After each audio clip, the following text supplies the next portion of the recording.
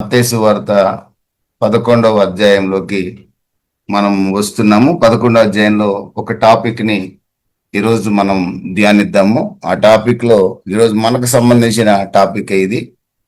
ఒకటి రెండు వాక్యాలు నేను చదువుతాను. యేసు తన 12 మంది శిష్యులకు ఆజ్ఞాపించుట చాలించిన తర్వాత వారి పట్టణములో బోధించుటకును ప్రకటించుటకును అక్కడ నుండి వెళ్ళిపోయిను. క్రీస్తు చేయుచున్న కార్యములను గూర్చి యోహాను చెరసాలలో విని, రాబో వాడవు నీవేనా, మేము మరి ఒకని కొరకు కనిపెట్టవలననా అని ఆయనను అడుగుటకు తన శిష్యులను పంపెను. ప్రియమైన దేవుని బిడ్డలారా, ఈ చోట బాప్తిసం ఇచ్చి యోహాను ప్రభు అయిన యేసుక్రీస్తుని ఒక ప్రశ్న వేయండి అని తన శిష్యుల్ని పంపించాడు. బాప్తిసం ఇచ్చి యోహాను ఎక్కడున్నాడు, ఈ ప్రశ్న ప్రభువుని అడగమని పంపించేటప్పటికీ అని అంటే ఆయన చెరసాలలో ఉన్నట్లుగా మనం ఈ చోట చూడగలం. యోహాను చెరసాలలో క్రీస్తు చేయుచున్న కార్యములను గూర్చి విని, ఆయన చెరసాలలో ఉన్నప్పుడు ప్రభు అయిన యేసుక్రీస్తు చేస్తున్న కార్యాలను గూర్చి విని ఆయన తన శిష్యుల్ని పంపించి, రాబో వాడవు నీవేనా, మరొకరి కొరకు మేము కనిపెట్టవలన, రక్షకుడు నీవేనా అని ప్రశ్నించుటకు పంపించాడు. చాలా ఆశ్చర్యాన్ని కలిగించే విషయం. ఈ విషయాన్ని విన్నప్పుడు దయచేసి అందరూ మ్యూట్లో ఉండి జాగ్రత్తగా ఈ విషయాన్ని కొంచెం నెమ్మదిగా మనం గమనించినట్లయితే, బాప్తిసం ఇచ్చే యోహాను ఎవరు అంటే, గబ్రియేలు దూత జకర్యా అనే యాజకుడు యాజక ధర్మం జరిగించుచుండగా లూకాసు వార్త 1వ అధ్యాయంలో యాజకుడికి గబ్రియేలు దూత ప్రత్యక్షమై, జకర్యా నీ ప్రార్థన వినబడింది, నీ ప్రార్థన పరలోకానికి చేరింది, నీకు జవాబు ఇవ్వటానికి దేవుడు నన్ను పంపించాడు అని చెప్పినప్పుడు జకర్యా సందేహించాడు. నేను బహుకాలం గడిచిన వృద్ధుణ్ణి, నా భార్య కూడా గర్భము ఉడిగిపోయిన స్త్రీ, ఇది ఎలా జరుగుతుందని సందేహించాడు. జకర్యా సందేహించినప్పటికి కూడా దేవుడు తన కార్యాన్ని చేయకుండా ఆపలేదు. అయితే తాత్కాలికంగా సందేహించిన జకర్యా గొంతు యోహాను పుట్టే వరకు మోగబోయింది. చిన్న పనిష్మెంట్ అతను పొందాడు, అపనమ్మకం కలిగి ఉన్నందుకు, ప్రభు మాట మీద అపనమ్మకం చూపించినందుకు. కనుక ఈ రోజున ప్రభు మనల్ని హెచ్చరిస్తుంది ఏంటంటే, క్రీస్తు రక్తంతో కడగబడిన మనము, దేవుడు మనకు చాలా వాగ్దానాలు పరిశుద్ధ గ్రంథంలో ఉంచాడు. అన్ని పరిశుద్ధ గ్రంథంలోని వాగ్దానాలన్నీ అవును ఆమెన్ 2 కొరింథీ 1:20 ప్రకారం అన్ని నెరవేరుతాయి. వాటి మీద ఎవరికైనా అపనమ్మకం ఉంది అంటే అది కొద్దిగా దేవుని శిక్షకి దారితీస్తుందనే సంగతి మాత్రం గుర్తుపెట్టుకోవాలి. పెద్ద శిక్ష కాదు అది, కానీ గర్భంతో ఉన్న భార్యను చూస్తూ సంతోషిస్తూ కబుర్లు చెప్పుకోవాల్సిన యాజకుడైన జకర్యా గర్భం ధరించిన భార్య చూసి సంతోషిస్తున్నాడు, ఏదో చెప్పాలనుకుంటున్నాడు, కానీ మోగవాడిగా ఉండిపోయాడు. బిడ్డ పుట్టినప్పుడు గంతులు వేస్తూ అనేకులకి పిలిచి చెప్పుకోవాల్సిన జకర్యా మూగవాడైపోయి ఎవరికి చెప్పుకోలేక పరిస్థితి ఏర్పడింది. నాకు బిడ్డ పుట్టాడు, బా అని పిలిచి ఉంటాడు అంతే. అంతేగాని నాకు కొడుకు పుట్టాడని చెప్పలేడు నోటితో, మూగవాడైపోయాడు. ఒక యాజకుడు అపనమ్మకాన్ని ప్రదర్శించినప్పుడు ఎంత పనిష్మెంట్ వచ్చిందో ఒకసారి చూశారు కదండి. అయితే ఆ తర్వాత యోహాను పేరు రాసినప్పుడు జకర్యా అతని నోరు తెరవబడింది, మరలా అతను యాజకుడిగా పనిచేశాడు. తాత్కాలికమే అది. ప్రభు కూడా మనం తన పిల్లలం కాబట్టి మనల్ని కూడా అప్పుడప్పుడు శిక్షిస్తున్నాడు అపనమ్మకం వచ్చినందుకు. హెబ్రీ 12వ అధ్యాయం రాయబడింది, తండ్రి శిక్షింపని కుమారుడట దుర్బీజుడట. తండ్రి శిక్షించేవాడే నిజమైన కుమారుడు. తండ్రి శిక్షించకపోతే వాడు దుర్బీజుడు అవుతాడు, పనికిమాలిన కొడుకైపోయే అవకాశం ఉంటుంది. అందుకనే మీ లోక సంబంధమైన తండ్రులే మిమ్మల్ని శిక్షిస్తున్నప్పుడు ఆత్మ తండ్రి అయిన దేవుడు శిక్షింపకుండా ఉంటాడా? రక్షింపబడిన మనం ఎక్కడ పరలోక రాజ్యాన్ని పోగొట్టుకుంటామేమోనని దేవుడు ఎప్పుడు మనల్ని పరిశీలిస్తూనే ఉంటాడండి. దేవుడు మనల్ని ఒక్కోసారి చెవు తిప్పుతాడు. ఒక్కోసారి మాకు చిన్నప్పుడు పల్లెటూళ్ళలో చెంపకాయలు కొట్టేవాళ్ళు, ఒక్కోసారి గోడ కుర్చీ వేయించేవాళ్ళు, మా ఇంట్లో అయితే తొడపాసం పెట్టేవాళ్ళు. అట్లా రకరకాలుగా చిన్న చిన్న పనిష్మెంట్స్ ఇచ్చేవాళ్ళు. దేనికంటే ఆ తప్పు మరలా చేయకూడదని. మనము పరమ తండ్రి అయిన దేవుని బిడ్డలం కనుక కొన్ని సందర్భాల్లో కొన్ని విషయాల్లో మనము పెద్ద దెబ్బ తగలదు మనకి, కానీ కొన్ని ప్రార్థన అవసరతలు లేట్ అవుతుంటాయి. ఎందుకనంటే మనం తెలుసుకోవాలి, సర్వశక్తి దేవుని మీద ఆధారపడటం నేర్చుకోవాలి.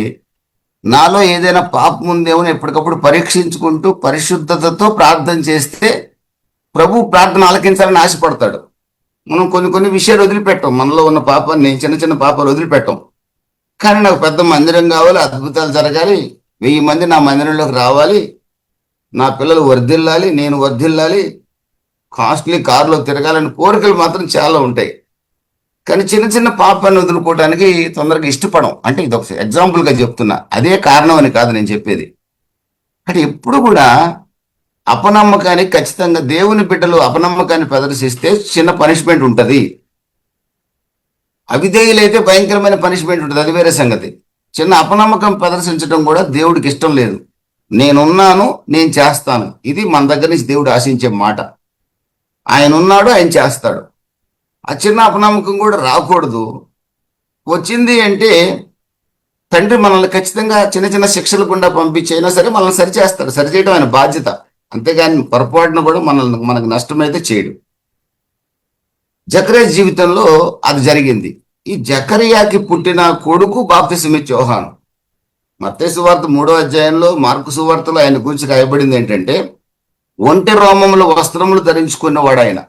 ఒక రకంగా సర్వసంగ పరిత్యాగి, వివాహం కూడా చేసుకోలే, మిడతలు ఆహారంగా భుజించేవాడు. మిడతలు అంటే పేదవాడి ఆహారం. ఇప్పుడు కూడా చాలా దేశాల్లో మిడతల్ని ఆహారంగా భుజించేవాళ్ళు ఉన్నారు, గ్రాస్ హోపర్స్ని ఆహారంగా భుజించేవాళ్ళు ఉన్నారు. మిడతలు అంటే పచ్చి మిడతలను అలాగా తీసుకొని తినరు, వాటిని రోస్ట్ చేసి తింటారని నేను చదివాను. గూగుల్లో సెర్చ్ చేసేటప్పుడు నాకు దొరికింది. చాలా దేశాలు, ఇంచుమించు 30% ఆఫ్ ది వరల్డ్ పాపులేషన్ మిడతలు తినేవాళ్ళు ఉన్నారంట. పేదవాడి ఆహారం అది, అడవి తేనె తినేవాడు ఇతను. ఎప్పుడు కూడా దట్టి ఉండేది అతనికి, నడుముకి ఎప్పుడు సిద్ధంగా ఉండేవాడు.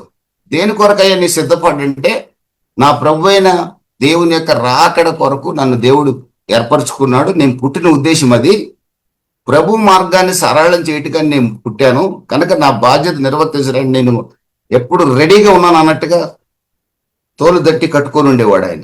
దేవుని స్తోత్రం కలుగును గాక.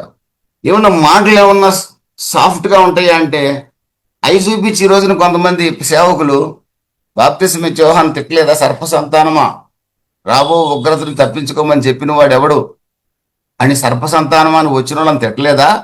మేము కూడా ఎట్టంటే అట్ట హిందువుల మధ్యలోకి వెళ్ళి మహమ్మదీయుల మధ్యలోకి వెళ్ళి తిడతాము, బాప్తిసమిచ్చే యోహాను తిట్టలేదా, మేము కూడా తిడతామని చెప్పే పాస్టర్లను చాలా మంది నేను ఫేస్బుక్లో, యూట్యూబ్లో చూస్తుంటా. బాప్తిసమిచ్చే యోహాను పుట్టిన పుట్టకే వేరు. ఆయన అసలు సర్వసంగ పరిత్యాగి, ధనాపేక్ష లేదు, వస్త్రాల మీద ఆశ లేదు. ఆయన త్యాగం ఎక్కడ, మన త్యాగం ఎక్కడ? మనం ఏ ఇంటికి వెళ్ళినా 100 రూపాయలు వస్తాయో రావని చూసేవాళ్ళం అయితే మనకు హక్కు ఎక్కడ ఉంది? బాప్తిసమిచ్చే యోహాను కఠినంగా మాట్లాడాడు, నేను కూడా మాట్లాడతాను అంటాడు ఒక ఆయన. యేసు ప్రభు కొరడాలతో కొట్టలేదా, నేను కూడా కొడతాను అంటాడు. కొడితే కొడతారు, మనం ఒకటి కొడితే 20 కొడతారు. రాజబాబు అన్న ప్రార్థన చేస్తుంటాడు కదా, జ్ఞానంతో వాక్యం చెప్పే అవకాశం పాస్టర్లకు నేర్పించి ప్రభు అంటాడు. ఇదే జ్ఞానంతో చెప్పడం అంటే అదే. మరి యేసు ప్రభు దేవాలయంలో ఆ దొంగల గుహగా మారిస్తే కొరడాలతో కొట్టలేదా? ఆ దేవాలయాల్లో దొంగల గుహగా మార్చేదే మనం. ఇంక కొట్టేవాళ్ళు ఎవరు ఉంటారు? మనమే ఆ రకంగా ఉండి మనకు అధికారం ఎక్కడుంది? లేదు. అందుకే జ్ఞానయుక్తంగా సువార్త ప్రకటించాలని దేవుడు మనకి చాలా స్పష్టంగా చేశాడు. పౌలు దానికి క్లియర్ ఎగ్జాంపుల్. ఏథెన్స్కి వెళ్ళినప్పుడు రకరకాల దేవుళ్ళ విగ్రహాలు కనపడ్డాయి ఆయనకి, ఆయన పరితాపం చెందాడు. కానీ ఒక చోట వాళ్ళకు ఒక అలవాటు ఉంది, ఇంకెవరైనా దేవుడు ఉంటారేమోనని వాళ్ళకి ఎప్పుడు ఒక అనుమానం. ఒక చోట రాసుకున్నారట, తెలియబడని దేవుని యొక్క రాయి అని రాసుకున్నారట. తెలియబడని దేవుడు, అన్నోన్ గాడ్ అని రాసుకున్నారట. అది దొరికింది పౌలు గారికి. అయ్యా, మీరు బహుదేవతారాధకులని నాకు తెలుసు, మీరు చాలా భక్తి కలవారని నాకు తెలుసు, మీ దేవుళ్ళ గురించి మీకు బాగా తెలుసు అని కూడా నాకు తెలుసు. కానీ మీరు ఇక్కడ రాసుకున్నారే తెలియని దేవుడని, ఆయన్ని గురించి నేను ప్రకటిస్తాను. ఆయన నిజమైన దేవుడు, ఆయనే మానవాళి కొరకు సిలువలో రక్తాన్ని చిందించాడని సువార్త ప్రకటించాడండి. ఏథెన్స్లో అద్భుతంగా అనేక మంది రక్షించబడ్డారు. పౌలు గారికి అక్కడ హింసలు కూడా వచ్చాయి. ఇది జ్ఞానంతో కలిగిన సువార్త. జ్ఞానంతో ఉన్న సువార్తను ప్రకటిస్తేనే హింసలు వచ్చాయి. ఇక నేను లోకంలోకి వెళ్ళి ఇష్టానుసారంగా విగ్రహారాధికుల మధ్యలో నిలబడి విగ్రహాలను తిడతానంటే హింసలు రాకుండా ఉంటాయా?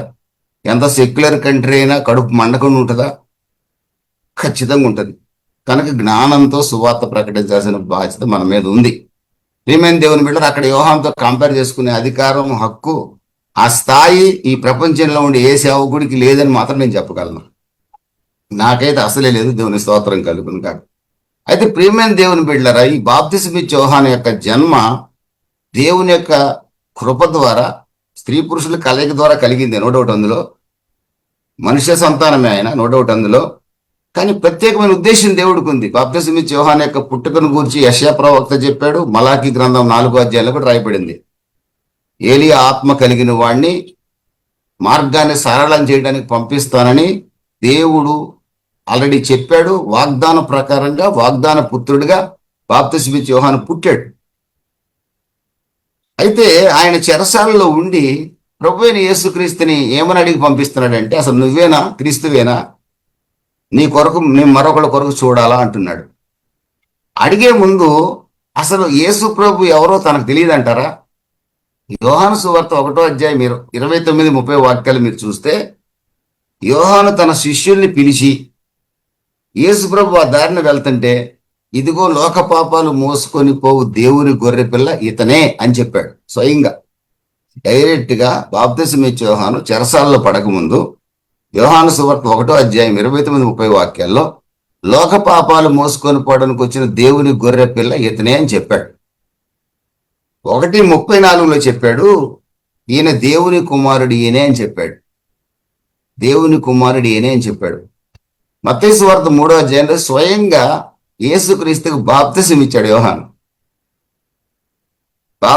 బాప్తిసం ఇచ్చే ముందు అంటున్నాడు, నా వెనక ఒకడు వస్తాడు, అతని చెప్పులు వారు విప్పటానికి కూడా నేను అర్హుణ్ణి కాదని చెప్పాడు.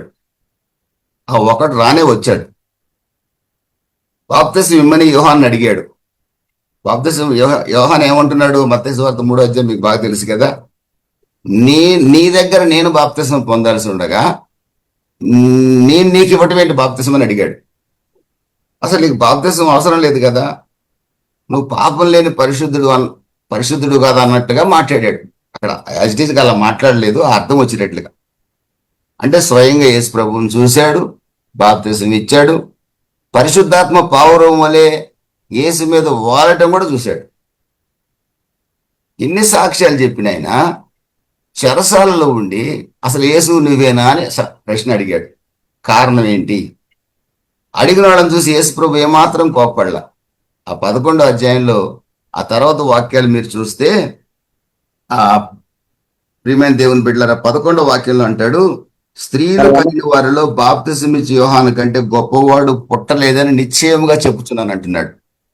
11:11లో తనని డౌట్తో, అపనమ్మకంతో ప్రశ్నించడానికి శిష్యుల్ని పంపించిన బాప్తిసమిచ్చే యోహాను గూర్చి ప్రభు ఇస్తున్న సాక్ష్యం, స్త్రీలు కనిన వారిలో ఇతను శ్రేష్ఠుడు, ఇతని కంటే శ్రేష్ఠుడు మరొకడు లేడు అంటున్నాడండి. ఇక్కడ కూడా మనం ఒక పాయింట్ నేర్చుకోవాలి. బాప్తిసమిచ్చే యోహాను దగ్గర ఒకటి నేర్చుకోవాలి మనం, జకర్యా దగ్గర మనం ఒకటి నేర్చుకోవాలి, ఇక్కడ కూడా ఒక పాయింట్ నేర్చుకోవాలి. తనను సందేహిస్తూ ప్రశ్న అడగటానికి పంపించిన వ్యక్తిని గురించి ప్రభు అయిన యేసుక్రీస్తు ఏమని సాక్ష్యం ఇస్తున్నాడంటే, స్త్రీలు కనిన వారిలో బాప్తిసమిచ్చే యోహాను పరలోకంలో శ్రేష్ఠుడని సాక్ష్యం ఇస్తున్నాడు.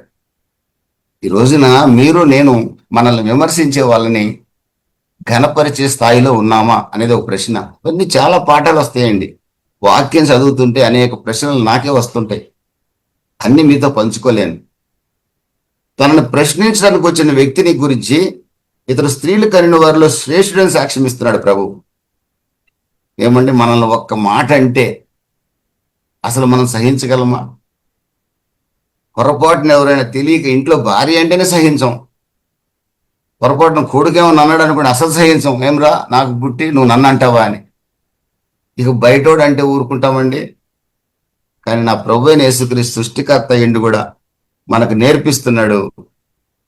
స్త్రీలు కనిన ఒక వ్యక్తి ఆయన్ని ప్రశ్నిస్తే ప్రభు ఏమాత్రం కంగారు పడకుండా అతను శ్రేష్ఠుడు అంటున్నాడు. దేవుని స్తోత్రం కలుగును కాక. ఒకరినొకరు ఘనపరుచుకునే ఈ స్వభావం మనకు ఉండాలి. ఆమెన్, హల్లెలూయా.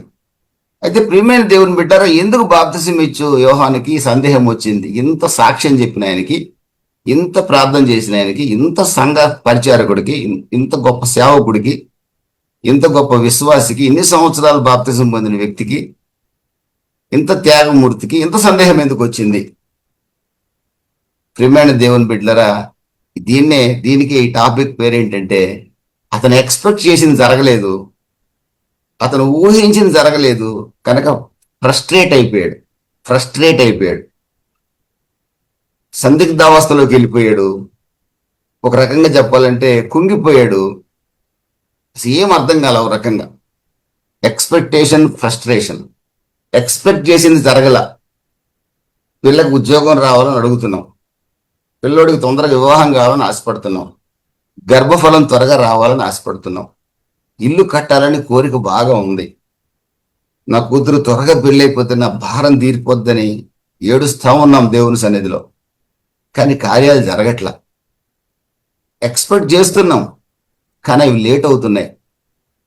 అప్పుడు ఫ్రస్ట్రేషన్ అనేది ప్రతి మనిషికి వస్తుంది. నా జీవితంలో కూడా ఫ్రస్ట్రేషన్లో నేను చాలా సందర్భాల్లో ఉన్నా. మీరు కూడా చాలా ఫ్రస్ట్రేషన్లో ఉన్న వాళ్ళు చాలా మంది జూమ్లో ఉన్నారు, నాకు తెలుసు. స్వస్థత కావాలి, వస్తే సేవ చేయాలని ఆశ ఉంది. నాకు కూడా ఇంకా బలం ఉంటే ఇంకా ఎగరాలని ఆశ ఉంది. మా పెంతెకోస్తు సంఘాలకు వెళ్తే చాలా ఆరాధన చేస్తాను నేను. ఒకప్పుడు చేసినంత ఆరాధన చేయలేకపోతున్నా, బాధేస్తుంది ఒక్కోసారి. అయినా లేని శక్తి తెచ్చుకొని ఆరాధన చేయాలని ఆశపడతా. దావీదులాగా నాట్యం ఆడాలని ఆశ ఉంటుంది నాకు పెంతెకోస్తు సంఘాలకు వెళ్తే. కానీ శక్తి చాలలా. ప్రభువా ఇంకొంచెం శక్తి ఇవ్వచ్చు కదా అని అడుగుతాను. అయితే ఫ్రస్ట్రేషన్ కావట్లేదు అనుకోండి, నా బలహీనతకు కారణం ఏంటో నాకు తెలుసు కనుక నేను దేవుణ్ణి ఎప్పుడు తప్పు పట్టను. దేవుని స్తోత్రం కలుగును గాక. మీరు కూడా తప్పు పట్టకూడదు. ఎక్స్పెక్టేషన్ చేసినప్పుడు జరగనప్పుడు ప్రియమైన దేవుని బిడ్డలరా, ఫ్రస్ట్రేషన్ అనేది తప్పనిసరిగా వస్తుంది. ఇదే యోహానుకు వచ్చిందండి. యోహాను ఏం ఆలోచించాడు? నేను చెరసాల్లో ఉన్నాను, ఈయన మెస్సయ్య అయితే నన్ను వచ్చి చెరసాల సంఖ్యలు తెంపేసి విడిపిస్తాడు అనుకున్నాడు. నెంబర్ 1. నెంబర్ 2, ఈయన మెస్సయ్య అయితే ఇంత దుర్మార్గులు హేరోదుకు సంబంధించిన కొడుకులు పరిపాలిస్తున్నారు, వీడి దుర్మార్గత్వం నుంచి ఇశ్రాయేలుని విడిపించవచ్చు కదా. ఆయన కూడా ఈ లోక సంబంధంగా ఆలోచించాడు. 12 మంది శిష్యులు అపోస్తల కార్యాలు 1వ అధ్యాయంలో రాజ్యం ఎప్పుడు స్థాపిస్తావు అని యేసుప్రభుని అడిగారు. అంటే వాడు భూమి మీదే అప్పటికప్పుడే యేసుప్రభు రాజు అవుతాడు అనుకున్నారు అందరూ. యేసుప్రభు రాజ్యం పరలోక రాజ్యం అని, ఆ తర్వాత 1000 ఏళ్ళు భూమిని పరిపాలిస్తాడని వాళ్ళకి తెలియదు అప్పటికి. సేమ్ బాప్తిసం ఇచ్చే యోహాను కూడా పెద్ద గొప్పవాడు కాదు అందులో. ఆయన కూడా ప్రభు 1000 ఏళ్ళు పాలన ప్రారంభిస్తాడు అనుకున్నాడు. 1000 ఏళ్ళు కాదు, యేసు ప్రభు ఈ ప్రపంచాన్ని పాలిస్తాడు అనుకున్నాడు. అరే చెరసాల్లో ఉన్న నన్నే పలకరించడానికి రాలేదు, ఈ హేరోదునే చంపలేదు, అసలు ఇతను మెస్సయ్యనేనా, రాజ్య పరిపాలనకు వచ్చిన రాజేనా అని సందేహం వచ్చింది అతనికి. అంటే భూలోక సంబంధమైన సమాధానాన్ని, ఆశీర్వాదాన్ని, ఏమంటే రాజ్యాన్ని బాప్తిసం ఇచ్చే యోహాను భక్తుడు కూడా కోరుకున్నాడు. కానీ అది నెరవేరపోయేటప్పటికి యేసు మీదనే అతనికి డౌట్ వచ్చింది. ఈ రోజున యేసు ప్రభువుని గురించి మనకు బాగా తెలిసిందేంటి? ఆయన పొందిన దెబ్బల్లో మనకు స్వస్థుంది.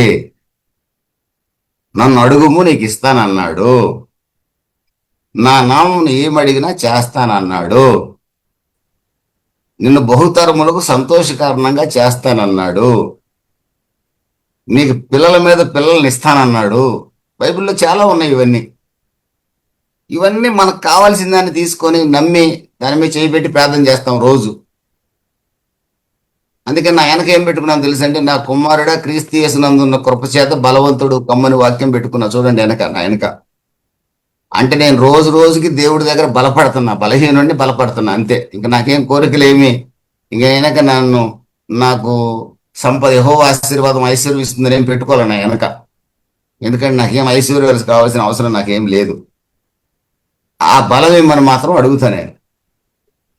ఒక్కోసారి ఆ కృప ద్వారా బలవంతుడిని అవుతున్నాను నేను. చాలా ఆశీర్వాదాలు ఉన్నాయి బైబిల్లో. దీర్ఘాయుష్మంతునిగా చేస్తానంది బైబిల్. దీర్ఘాయుష్మంతుడు ఎన్ని సంవత్సరాలు బతకాలి? దీర్ఘాయుష్మంతుడు అంటే ఎన్ని సంవత్సరాలు బతకాలి చెప్పండి? ఆదాము 99 ఏళ్ళు బతికాడు, నోవాహులు వీళ్ళందరూ. ఆ తర్వాత మోసే 120కి వచ్చాడు. వాళ్ళు ఆయన చెప్తున్నాడు 70-80 అంటున్నాడు. ఇంకెంతకాలం బతికితే దీర్ఘాయుషు? శతమానం బతుకుతున్నారు మన పెద్దోళ్ళు. అంటే 100 years బతికితే దీర్ఘాయుష? 120 బతికితే దీర్ఘాయుష? అంతం ఎక్కడిది? తోడికి బతకాలనే ఉంటుందండి, చచ్చిపోవాలని ఎవరుకుంటుంది చెప్పండి? ఏమండి, ఉన్ననాళ్ళు సంతోషంగా సమాధానంగా ప్రభువుని నమ్ముకొని పిల్లలతో భార్యతో సంతోషంగా గడిపి ఏ వయసులోనైనా ప్రభువునందు నిద్రించడానికి ఇష్టపడేవాడే దీర్ఘాయుష్మంతుడు. దేవునికి స్తోత్రం కలుగును కాక. ఆమేన్. అది పోవద్దని నేను చెప్పను, దాటి ఖచ్చితంగా వెళ్ళాలి, చేయాల్సిందని చెయ్యాలి. కానీ ఎలాంటి ఫ్రస్ట్రేషన్ లోను కాకూడదు. దేవుడు సహాయం చేస్తాడు. We have to expect something from God. ఆయన సహాయం చేస్తాడు, కానీ ఫ్రస్ట్రేట్ కాకూడదు. అదే యోహాను ద్వారా ప్రభు చెప్తున్నాడు. ఒకవేళ ఇప్పుడు మనం ఫ్రస్ట్రేషన్లో ఉన్న ప్రభుకి ఏం కోపం రాదు, ఎందుకంటే యోహాను మీదనే ఆయన కోపపడాల. దేవునికి స్తోత్రం కలుగును కాక. కోపపడకుండా అక్కడ ఆయన చెప్తున్న సమాధానం ఏంటంటే 4వ వాక్యంలో 11వ అధ్యాయం, యేసు వారిని చూసి, మీరు వెళ్ళి విన్న వాటిని కన్న వాటిని యోహానుకు తెలుపుడి. గుడ్డివారు చూపు పొందుచున్నారు, కుంటివారు నడుస్తున్నారు, కుష్ఠరోగులు శుద్ధులగుచున్నారు, చెవిటివారు వినుచున్నారు, చనిపోయిన వారు లేవపడుచున్నారు, బీదలకు సువార్త ప్రకటించబడుచున్నది, నా విషయమై అభ్యంతర పడినవాడు ధన్యుడని ఉత్తరం ఇచ్చెను. ఇవన్నీ జరుగుతున్నాయి. ఒకవేళ జరిగినా జరగకపోయినా నా విషయం మాత్రం మీరు అభ్యంతర పడొద్దు. అభ్యంతర పడకుండా ఉంటే మీరు ధన్యులు. అభ్యంతర పడితే మీరు ధన్యులు కాకుండా పోతారు. మీ యోహానికి ఈ మాట చెప్పు. ఈ ఒక్కసారి అడిగితే నన్ను అడిగాడే కానీ ఇక ముందు దయచేసి అడగొద్దని చెప్పు అన్నట్లుగా మాట్లాడాడండి. అపనమ్మకాన్ని ఒకసారి 2 సార్లు క్షమిస్తాడు కానీ ప్రభు జీవితం అంతా ఒక అద్భుతం పొందుతామా? ఇంకొక అద్భుతం కావాలి. జరగలేదనుకోండి, అబ్బా ఉన్నాడో లేడో లేబ్బా, ఎప్పుడో 15 ఏళ్ల క్రితం యేసు ప్రభు అద్భుతం చేశాడు, మళ్ళీ ఇంతవరకు నా బతుకులో అద్భుతమే లేదు, ఏదో మన మీద భక్తులు అయినట్టుగా. ఎంతమంది ప్రభు మీద అలిగేవాళ్ళు ఉన్నారు తెలుసా? ఒక ఆమె అంటది, కొడుక్కి మొదటి కొడుకే పుట్టాడు, కూతురుకు 10 ఏళ్ళు అయింది, పిల్లలు లేరు. ఆమంటది, ప్రభు కనుక ఉంటే అండి అయ్యగారండి, ఉన్నాడని తెలుసు, ఉంటేనే కొడుకు పుట్టాడు, ఉంటేనండి అయ్యగారండి ఈ ఒక్క అద్భుతం చేస్తే 100% నా తల ప్రభు దగ్గర తాకట్టు పెట్టేస్తానండి అన్నది. నేను అన్నాను, నీ పనికి మాలిన పుచ్చిపోయిన తల ప్రభువుకి అవసరం లేదులే అమ్మా, నువ్వు తాకట్టు పెట్టవసరం లేదు, ప్రభు తీసుకోవాల్సిన అవసరం లేదు అన్నాను నేను. నాకు అంత కోపం వచ్చింది. అంటే మనవాడు కొడుకునిస్తే సంతోషపడాల్సింది పోయి మళ్ళీ కూతురు కూడా కొడుకునిస్తే అప్పుడు ప్రభు దగ్గర తల తాకట్టు పెట్టేస్తుందంట. ఈ పనికి మాలిన తల అక్కడక్కడ పోయి గుండు కొట్టించుకున్న తల దేవుడికి ఎందుకు చెప్పండి? ఇలాంటి క్రైస్తవ సమాజం కూడా ఈ రోజున ఉందండి. అందుకని యోహాను ఈ రోజున మనకు ఎగ్జాంపుల్. అద్భుతాలు జరుగుతున్నాయి. ఈ జరిగేటప్పుడు ప్రభు పాత నిబంధనని ఉటంకించాడు. యెషయా గ్రంథం 61వ అధ్యాయాన్ని, యెషయా గ్రంథం 38వ అధ్యాయం, ఈ 2 అధ్యాయాల్లో కూడా ఇప్పుడు ప్రభు శిష్యులకు ఆన్సర్ ఇచ్చాడు. చూడండి, గుడ్డివారు చూపు పొందుతున్నారు, చనిపోయిన వారు లేస్తున్నారని ఈ రెఫరెన్స్లు ఉన్నాయి అక్కడ. మరి బాప్తిసం ఇచ్చి యోహాను నమ్మాలంటే ఏం చేయాలి? పాత నిబంధన ఎగ్జాంపుల్ చూపించాలి, రిఫరెన్స్ చూపించాలి. ప్రభు చూపించాడు. ఇదిగో పాత నిబంధనలో ఏది రాయబడిందో, రక్షకుడు వచ్చినప్పుడు ఏది జరుగుతుందని రాయబడిందో అది జరుగుతుంది. ఒకసారి యెషయా గ్రంథాన్ని ఒకసారి చదువుకోమని చెప్పండి అన్నట్టుగా మాట్లాడాడు. ఇక పాత నిబంధన యోహానుకు తెలుసు కదా, బాప్తిసం ఇచ్చే యోహానుకి, దాన్ని బట్టైనా అతనికి అపనమ్మకం పోతుందని ప్రభు యొక్క ఉద్దేశం. అయితే బాప్తిసం ఇచ్చే యోహాను ఏమన్నా చెడు పని చేసి చెరసాల్లో పడ్డాడా? పల్లా. హేరోద్ ది గ్రేట్ అని ఉండేవాడు. అంటే హేరోదు గొప్ప హేరోదు, మహాహేరోదు అని ఉండేవాడు. మహాహేరోదుకి చాలా మంది భార్యలు ఉన్నారు. ఎంత దుర్మార్గుడు అంటే తన సింహాసనానికి ఎక్కడ అడ్డు వస్తారోనని కొడుకులను కూడా చంపేశాడు, భార్యలను కూడా చంపేశాడు. అంత దుర్మార్గుడు అతను. అటువంటి దుర్మార్గుడికి సెకండ్ వైఫ్ యొక్క కొడుకు అరిస్టాబ్యులస్, అతని యొక్క కూతురు పేరు హేరోదియస్ హేరోదియస్ ఏరోదియా అతని కూతురు పేరు. తన కూతురుని ఏం చేశాడంటే ఏరోది యొక్క మరొక భార్య కొడుకు, మూడవ భార్య కొడుకు అయిన ఫిలిప్కి ఇచ్చి పెళ్లి చేశాడు. అప్పట్లో, ఇప్పుడు కూడా కొంతమందిలో ఉంది అన్నదమ్ముల పిల్లలు చేసుకునేది. మన దాంట్లో లేదనుకోండి, వదిలేయండి. ఇక ఫిలిప్కి ఇచ్చాడు. ఫిలిప్కి ఇచ్చి పెళ్లి చేసిన ఆ హేరోదియని నాలుగో భార్య, మహాహేరోది యొక్క నాలుగో భార్య కొడుకు హేరోదు అంతిప హేరోదు అంతిప అనేవాడు ఇతని దగ్గర నుంచి దొంగిలించేశాడు. ఫిలిప్ భార్యని ఇతను దొంగిలించాడు. హేరోదు అంతిప అనేవాడు దొంగిలించాడు. నీ సహోదరుడైన ఫిలిప్ భార్యను దొంగిలించి తప్పు చేశావు అని ప్రవక్త కాబట్టి బాప్తిస్మం ఇచ్చే యోహాను గద్దించాడు. అలాంటి మరొకళ్ళ భార్యను దొంగిలించడం తప్పు అని చెప్పాడు. వెంటనే హేరోదు అంతిప అతన్ని చెరసాల్లో వేయించాడు. ఆ తర్వాత హేరోది అతని మీద కక్ష కట్టింది. ఒక పుట్టినరోజు సందర్భంలో యోహాను యొక్క తలను హేరోదు అంతిప తెగ నరికించాడు. ఆ తెగ నరకక ముందు నన్ను చెరసాల్లో నుంచి విడిపించడానికి రాలేదనే బాధతో యేసు ప్రభు మీదనే ఇతను అనుమానపడ్డట్టుగా, అసలు మెస్సయ్య నీవేనా అని అపనమ్మకాన్ని చూపించినట్లుగా మనం చూడగలం. ప్రియమైన దేవుని బిడ్డలారా, ఇక్కడ ఒక విషయాన్ని మాత్రం మనం గుర్తుపెట్టుకోవాలి. మన జీవితంలో కూడా మనం కోరుకున్న కోరికలు నెరవేరినప్పుడు, మన వారే మనకు దూరమైనప్పుడు, కొన్ని సందర్భాలలో మనకు కూడా ఫ్రస్ట్రేషన్ వస్తుంది. ఆ ఫ్రస్ట్రేషన్ వచ్చినా ప్రభు మనల్ని చూసి ఏం కోప్పడ్డం, ఆయన బాధ కూడా పడ్డం. ఆ ఫ్రస్ట్రేషన్లో మనం ప్రభుని ఒక్కోసారి నిందిస్తాం కూడా. ఆయన ఏమనుకోడండి, ఏమనుకోడు. ఆయన సహనంతో మన ప్రార్థన అంతా ఆలకించి మనకు జవాబు ఇవ్వాలని చూస్తాడు. ఈ రోజున తన వాక్యం ద్వారా మనతో ఆయన మాట్లాడుతున్నాడు. ఆయన కోప్పడల యోహాను యొక్క శిష్యుల మీద. ఆయనకు తెలుసు బాప్తిస్మం ఇచ్చే యోహాను యొక్క కండిషన్ ఏంటో. చెరసాల్లో ఉన్నాడు, ఇక సావబోతున్నాడు. బాప్తిస్మం ఇచ్చే యోహాను యొక్క ఫ్రస్ట్రేషన్ కూడా ఆయనకు తెలుసు. అతను అనుకున్నాడు నేను రాజు అవుతాను అనుకున్నాడు, అది జరగలేదు కనుక అతనికి బాధ వేసింది అని ఆయనకు అర్థమైపోయింది. అందుకనే ప్రవచనాన్ని నెరవేర్చడానికి నేను వచ్చానని చెప్పి యెషయా గ్రంథం 35వ అధ్యాయం 5-6 వాక్యాలు, యెషయా గ్రంథం 61వ అధ్యాయాన్ని ఉదహరిస్తూ బాప్తిస్మం ఇచ్చే యోహానుకి జవాబు పంపించాడు. ప్రియమైన దేవుని బిడ్డలారా, అతని యొక్క సర్కమ్స్టాన్సెస్ అవి. ఈ రోజున మీ సర్కమ్స్టాన్సెస్ ఏంటో నాకు తెలియదు. మీరు ఫ్రస్ట్రేషన్లో ఉన్నారు, నేను ఫ్రస్ట్రేషన్లో ఉన్నా. మన ఫ్రస్ట్రేషన్ అంతా ప్రభువుకు తెలుసు. కానీ ప్రభు మనల్ని ఒకటి హెచ్చరిస్తున్నాడు.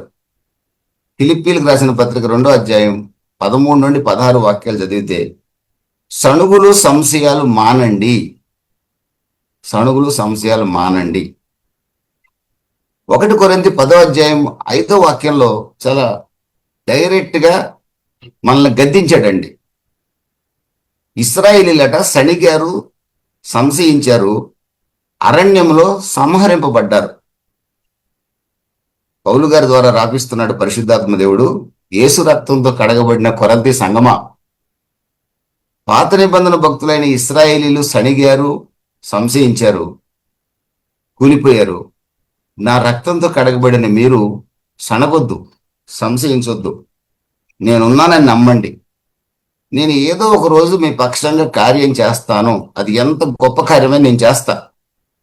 నాకు అసాధ్యమైంది లేదు, నేను చేస్తాను. నేను అమెరికా ప్రెసిడెంట్ మాకు చేస్తానని నేను చెప్పట్లేదు, కానీ నీకు తగిన సహాయం నేను చేస్తా,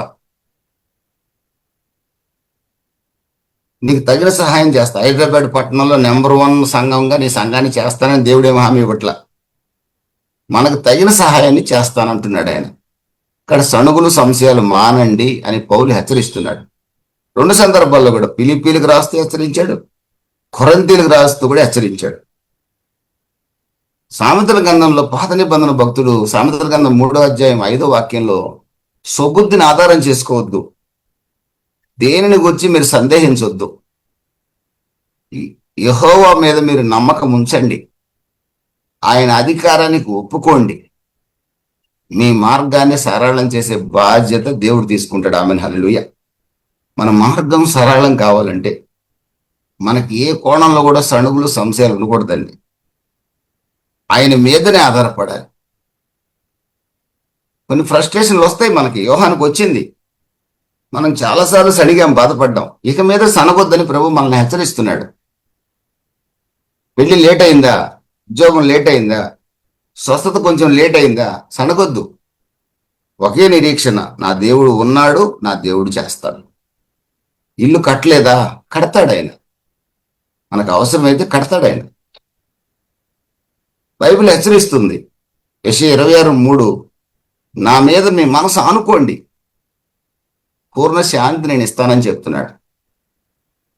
సామెతలు 16:3, మీ పనుల భారం నా మీద వేయండి, మీకు సహాయం చేస్తాను. రోమా 8, తన ఒక్కగానొక్క కుమారుణ్ణి మన పక్షంగా అనుగ్రహించడానికి వెనుదీయని దేవుడు మనకు సహాయం చేయకుండా ఉంటాడా? ఆమేన్, హల్లెలూయా. ఈ రోజున మీరు నేనేం చెప్పాలో తెలుసా? హెబ్రీ 13లో రాయబడి ఉంది, నాకు చాలా ఇష్టం, నజరేయుడైన యేసు నాకు తోడుండగా నరమాత్రుడు నన్ను ఏమి చేయగలడు? ధైర్యంతో ఈ మాట చెప్పగలగాలి. యోబు భక్తుడు అంటున్నాడు, నేను చావను, సజీవుడినై ప్రభువుని కనపరుస్తాను. నా ప్రియమైన దేవుని బిడ్డలారా, ఈ రోజున ఈ యొక్క బాప్తిసమిచ్చే యోహానుకు వచ్చిన అనుమానం, ఆ ఫ్రస్ట్రేషన్ మనకు కూడా ఉండొచ్చు. కానీ ఇప్పుడు చెప్పబడిన మాటలన్నీ కూడా పౌలు గారు హెచ్చరించిన పాత నిబంధన హెచ్చరికలైనా కూడా మనకు ఆన్సర్ అదేనండి ప్రభు ఇచ్చేది. మనకు ఆన్సర్ అదే ప్రభు ఇచ్చేది. అయినప్పటికీ కూడా మనం ఇంకా నమ్మకపోయినా నేను కోప్పడకుండా ఇలాంటి జూమ్ మీటింగ్స్ ద్వారానో లేదా మీ సంఘాల్లో దైవ సేవకుల ద్వారానో మీకు జవాబు ఇప్పిస్తూనే ఉంటాడు. ఏదో ఒక రోజుకైనా మీ మనసులో ఈ మాట స్థిరపడుతుందని, ఇతడే లోక పాపాలు మోసుకొని పోయే దేవుని గొర్రె పిల్ల అని చెప్పిన బాప్తిసమిచ్చే యోహాను స్వయంగా యేసు ప్రభువుకు బాప్తిసమిచ్చిన యోహాన్లో ఇంత భయంకరమైన సందేహం చూడండి. అసలు నువ్వేనా యేసు ప్రభు అని అడిగాడు. నువ్వేనా రాబో మెస్సయ్యవి క్రీస్తు అని అడిగాడు. ఎంత బాధేస్తుందండి యేసు ప్రభుకి. కానీ బాధపడలేదండి, శపించలేదు. బాప్తిసమిచ్చే యోహాను పరలోకంలో గనుడు అంటున్నాడు. నేను కూడా ఎప్పుడైనా సందేహం వచ్చినప్పుడు మీరు కంగారు పడకండి, యేసు ప్రభు నన్ను శిక్షిస్తాడేమోనని అనుమానం రానీకండి. ఆయన శిక్షించడు. మీ సందేహాలన్నిటికీ తప్పనిసరిగా ఆయన జవాబు ఇవ్వటానికే సిద్ధంగా ఉంటాడు. ఆమేన్, హల్లెలూయా. మీకు ఆరోగ్యం ఇవ్వటానికి సిద్ధంగా ఉంటాడు, మీకు శక్తిని ఇవ్వటానికి సిద్ధంగా ఉంటాడు ఆయన. నేను ఇంత సేవ చేశాను, ఇన్ని పాటలు పాడాను, ఇంత ఖర్చు పెట్టాను. నేనైతే ఉద్యోగం వదిలేసా ప్రభు కొరకు. ఇంకా 16 సంవత్సరాల సర్వీస్ ఉండగానే వదిలేశాను నేను. ఓ రకంగా నా పిల్లలకి మానిటరీగా డబ్బు పరంగా కొంత నష్టం చేశాను నేను. కానీ నా పిల్లలు ఎప్పుడు ఆ మాట అనలా. ఒకవేళ నువ్వే రిజైన్ చేసి సేవ చేయకపోతే, నా కొడుకు అన్నాడు ఆ మాట, నేనే తాగుబోతున్నా తిరిగిపోతున్నా అయి ఉంటే ఏమయ్యేది నాన్న అన్నాడు. నువ్వు సంపాదించిన అపార్ట్మెంట్లు సంపాదించిన శుభ్రంగా తాగి తిరిగి నష్టం చేసి ఉంటే ఏమయ్యేది? నువ్వు ఒకవేళ దేవుణ్ణి నమ్ముకోబట్టే నేను అక్క నా కుటుంబాలు స్థిరపడ్డాయేమో, ఇలా ఎందుకు ఆలోచించవు నువ్వు అన్నాడు. ఒకరోజు నేను అడిగా, వేరే నేను రిజైన్ చేసి మీకు నష్టం చేశానా అన్నా. మాకేం నష్టం చేయలేదు, మాకు మేలే చేసావన్నారు. ఒకవేళ నువ్వు రిజైన్ చేయకుండా ఉంటే, మేము సరైన మార్గంలో లేకపోతే నువ్వు సంపాదించిన డబ్బు ఏం ఉపయోగం? ఇప్పుడు ఇదే నాకు తెలిసిన వాళ్ళలో పెన్షన్ లాక్కొని తల్లిదండ్రులు హింసించే వాళ్ళు ఉన్నారు. తల్లిదండ్రులు పెన్షన్ చేస్తే తాగి పండుకునే కొడుకులు ఉన్నారు. ఇప్పుడు నాకు తెలిసిన వాళ్ళలోనే భయంకరమైన జీవితాలు. అన్నిల్లో ఉన్నారు, క్రైస్తవుల్లో ఉన్నారు. ప్రియమైన దేవుని బిడ్డలారా, మరి నాకు కూడా ఫ్రస్ట్రేషన్ రావచ్చు ఒక్కోసారి. కానీ ప్రభు నా మీద ఈరోజు కోప్పడలా, మీ మీద కూడా కోప్పడ్డాం. అడగండి, ప్రభువుని అడగండి. ఈ మాటలు విన్నారు కదండి, ధైర్యంగా ఉండండి. మీ పనుల భారమంతా ఆయన మీద వేయండి. ఆయన నమ్మండి, మనసు ఆయన మీద ఉంచండి. ఆయన కనుదృష్టి మీ మీద ఉంటుంది. ఇశ్రాయేలు కాపాడువాడు కొనొకడు నిద్రపోడు. మిమ్మల్ని మీకు సహాయం చేయకుండా ఆయన ఉండలేడు. ఎందుకంటే తన స్వరక్తాన్ని మీ కొరకు నా కొరకు ఇచ్చాడు. ఆమేన్, హల్లెలూయా. ప్రియమైన దేవుని బిడ్డలారా, ఈ ఫ్రస్ట్రేషన్ నుంచి బయటికి రావడానికి ఒక 3 అంశాలు ఆల్రెడీ చెప్పినదే మళ్ళొకసారి చెప్తాను. 3 విషయాలు. ఎప్పుడు కూడా మన దృష్టి యేసు మీదనే పెట్టండి, అప్పుడు ఈ ఫ్రస్ట్రేషన్ రాదు మనకి. హెబ్రీ 12:1-2లో విశ్వాసానికి కర్త, దాన్ని కొనసాగించేవాడని యేసు వైపు చూసుచూ పరుగు పందెంలో ఓపికగా పరిగెత్తండి. పాల్ మాథ్యూ వైపు చూస్తే దెబ్బతింటారు. పెద్ద సేవకుడు, ఆన్లైన్ సేవకుడు సతీష్ కుమార్ వైపు చూస్తే దెబ్బతింటారు. శ్యామ్ కిషోర్ గారి వైపు చూస్తే దెబ్బతింటారు. మన జూమ్లో ఉన్న రమేష్ గాంధీ వైపు చూసినా దెబ్బతింటారు. లేకపోతే ఇజ్రాయెల్ పోచంపల్లిలో ఉన్న ఇజ్రాయెల్ చూసినా దెబ్బతింటారు. బీబీ నగర్ పాస్టర్ని చూసినా దెబ్బతింటారు. ఒక పాస్టర్ని మరొక పాస్టర్ని చూసి కంపేర్ చేసుకొని, నేను అతనంత మందిరం కట్టాలి, అతనిలాగా వాక్యం చెప్పాలి, అతనిలాగా సూట్ వేసుకోవాలి, ఈ విధమైన చూపు చూసేవాడు ప్రతి ఒక్కడు కూడా బోర్ల పడిపోతున్నారండి. ఈ రోజున పాస్టర్లు ముఖ్యంగా పడిపోతున్నారు. ఒక్కొక్క విశ్వాసి కుటుంబాన్ని దేవుడు అద్భుతంగా ఆశీర్వదిస్తాడు. వాళ్ళకి 2-3 ఇళ్ళు ఉండొచ్చు, భక్తులే వాళ్ళు, నేను కాదన్ను. ఇంకా భక్తి పడడానికి ఒక ఇల్లు కూడా ఉండదు. అయినా సరే యేసు వైపే చూడాలి మనం. మా చర్చికి వచ్చి ఆమెకు 3 ఇళ్ళు ఉన్నాయి, ఆమె కంటే నేను భక్తిలో తక్కువ దాన్నా, నేను ఉపవాసం ఉన్నట్టు ఎవరు ఉండలేదు, ఆమెకు 3 ఇళ్ళు ఏంటి, నాకు 1 ఇల్లు ఏంటి అంటే ఎవరి వైపు చూస్తున్నాం మనం? విశ్వాసం వైపు చూస్తున్నాం. దానివల్ల ఫ్రస్ట్రేషన్ ఇంకా పెరుగుతుంది, దెబ్బతినే అవకాశం ఎక్కువ ఉంటుంది. అందుకంటే don't look an others, look at Jesus, looking an to Jesus, అంతే, దట్స్ ఆల్. హెబ్రీ 3లో రాయబడింది, యేసు మీదనే లక్ష్యం ఉంచండి. దేవుని స్తోత్రం కలుగును కాక. బాప్తిసం ఇచ్చే యోహాను ఈ విషయంలో ఫెయిల్ అయ్యాడు. తాత్కాలికంగా యేసు మీద లక్ష్యం ఉంచాడు, యేసుకు బాప్తిసం ఇచ్చాడు. చెరసాలలో పెట్టేటప్పటికి అనుమానం వచ్చింది. యేసు ప్రభు ఏం కోప్పట్ల, తాను చేస్తున్న కార్యాలు పాత నిబంధనలో రాయబడిన వాక్యాలు చూపిస్తూ యోహానికి రెస్పాన్స్ పంపించాడు. నేను కార్యాలు చేస్తూనే ఉన్నాను, పాత నిబంధనలు రాయబడినట్లుగా, నేను మెస్సయ్యానే అని చాలా క్లియర్గా ఎగ్జాంపుల్తో సహా పంపించాడు. యెషయా 61 మీరు చదువుకోండి, యెషయా 35వ అధ్యాయం మీరు చదువుకోండి, అవే ఈ చోట రాయబడింది. లూకాసు వార్త 4వ అధ్యాయంలో కూడా అవే మాటలు రాయబడ్డాయి. ప్రియమైన దేవుని బిడ్డలారా, సందేహించకండి, దేవుడు మన పని చేయడం కోసమే ఉన్నాడు సిద్ధంగా. దానియేలుకి 21 రోజులు ప్రార్థన జవాబు రాలా, కానీ దానియేలు ప్రార్థన ఆపల. అది మర్మం. మన పాప వివాహం కావాలంటే ప్రార్థన ప్రారంభించాం, అయ్యేదాకా ఆపొద్దు. ఉద్యోగం కావాలంటే వచ్చేదాకా ఆపొద్దు. సంఘం డెవలప్ కావాలంటే చచ్చేదాకా ఆపొద్దు ప్రార్థన. నేను సేవ చేయాలంటే చచ్చేదాకా నేను ప్రార్థన చేస్తూనే ఉండాలి. కారణం, నా దేవుడు నా కొరకు కార్యం చేస్తూనే ఉన్నాడు, ఇంకా టైం రాలేదు కాబట్టి ఇవ్వలేదు. ప్రియమైన దేవుని బిడ్డలారా, దేవుడు మన కొరకు కార్యాలు చేస్తూనే ఉన్నాడు. నీ కూతురు పెళ్లి చేయాలని దేవుడు ఆయన వెనక గ్రౌండ్ సిద్ధపరుస్తున్నాడు. ఈ లోపల మన కంగారు, నా వయసు అయిపోతుంది, నేను చచ్చిపోతానేమో, పిల్ల పెళ్లి కాదేమో, పిల్లోడికి పిల్లలు పుట్టరేమో, నేను చచ్చిపోతానేమో, నీకు ఇదే ఆలోచన చచ్చిపోతావు గ్యారంటీగా. ఇదే ఆలోచనతో బతికితే ఎలాగా? వాడి దగ్గర జ్యోతిష దగ్గర పోయి, వీడి దగ్గర పోయి, నేను ఎంతకాలం బతుకుతాను, నాకు ఏ జబ్బు వచ్చి చచ్చిపోతాను, నీ పుస్తకాల్లో ఏమైనా ఉందా? మళ్ళీ యేసు ప్రభువుని నమ్ముకున్న వాళ్ళే. ఇంకంటే దరిద్రాలన్నీ చేస్తే దేవుడికి చాలా కోపం వస్తుందండి. యేసు ప్రభు ఎప్పుడు కూడా యోహాను సువార్త 6:37 అంటాడు, నా యొద్దకు వచ్చేవాడిని నేను పొరపాటును కూడా త్రోసివేయను అంటున్నాడు ఆయన. అందుకే మీరు కంగారు పడొద్దు అంటున్నాడు. ఫిలిప్పీ 3లో అంటున్నాడు, 13-14లో, ఫర్గెటింగ్ పాస్ట్, పాత వాటిని మర్చిపోండి, వెనుకున్నవన్నీ మర్చిపోండి, ముందు మీకు ఆశీర్వాదం ఉందని నమ్మి, మీ ఏ ఆశీర్వాదం కావాలో ఆశీర్వాదం. ఇప్పుడు మా గీతాంజలి ప్రార్థన అడిగింది ప్రకాష్ రెడ్డి గారికి, స్వస్థపరుస్తాడని నమ్మి ముందుకు వెళ్ళిపోవడమే. ఆయన లేపుతాడు దేవుడు అని నమ్మి ముందుకు వెళ్ళిపోవడమే. లేపడమే కాదు, రక్షణలోకి నడిపించి లేపుతాడని నమ్మం. దేవుడు కార్యం చేస్తూనే ఉన్నాడు. నీ ప్రార్థన విన్నాడు, ఆయన మూవ్ అయ్యాడు ఆల్రెడీ. ఆయన ఎప్పుడు నిద్రపోడండి, కొనకటి నిద్రపోడు. కోడన్నా కళ్ళు తెరిచి నిద్రపోద్ది. నా ప్రభు కళ్ళు ముయ్యడు, కళ్ళు తెరిసే ఉంటాడు, ఎప్పుడు నిద్రపోడు. ఆయన తెల్లారుజామున 6ంటికి పోయి గంట కొట్టి, గుళ్ళో గంట కొట్టి సుప్రభాతం పాడాల్సిన అవసరం లే ఆయనకి, సుప్రభాతం చెప్పాల్సిన అవసరం లే ఆయనకి, లే లే లే అనాల్సిన అవసరం లే. ఆయన ఎప్పుడు లేచే ఉంటాడు. దేవునికి స్తోత్రం కలుగును గాక. హల్లెలూయా. ఏమేమి దేవుని బిడ్డలారా, ఇప్పుడు ప్రజలు ఎలా ఉన్నారంటే, మనం ఎట్టున్నామంటే, సంతోషం వస్తేనేమో గంతులేస్తున్నాం, దుఃఖం వస్తేనేమో కుంగిపోతున్నాం. ఇది యేసు ప్రభు కాలంలో కూడా ఉన్నారు. ఆ 11వ అధ్యాయం 16 నుండి 18 వాక్యాలు చదివితే ప్రభు అంటున్నాడు, ఈనాటి పిల్లల్ని దేనితో నేను పోల్చగలను? వాళ్ళు సంతోషం వచ్చినప్పుడు ఫ్లూట్ వాయిస్తున్నారు, ఏదైనా దుఃఖం కలిగినప్పుడేమో ఏడవటం మొదలు పెట్టారు. ఈ ఫ్లూట్ వాయించేది ఏడవటాలు మ్యారేజెస్లో, ఆ రోజుల్లో మ్యారేజ్ టైంలో ఉండేవి అనమాట.